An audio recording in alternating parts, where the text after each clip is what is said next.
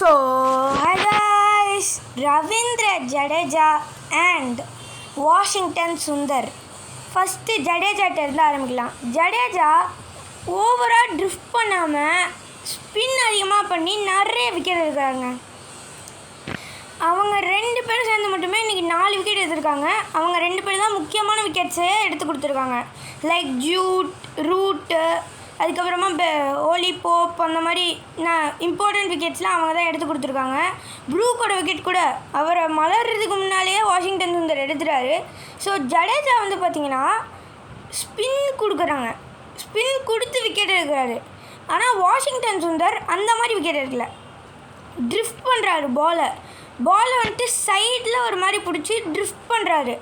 அவர் நிறைய ட்ரிஃப்ட் ஆகிறதுனால அவர் நீங்கள் ப்ரூக்கோட விக்கெட்டையுமே பாருங்கள், ப்ரூக்கு வந்து இறங்கி வந்துட்டார். பால் ட்ரிஃப்ட் ஆனதுனால அவருக்கு எங்கே போய் ஆடுறதுனே அவருக்கு தெரில. இதான் நடந்திருக்கு. நீங்கள் மறக்காமல் வாஷிங்டன் சுந்தரை பற்றி கமெண்ட் பண்ணுங்கள். அவ்வளோதாங்க.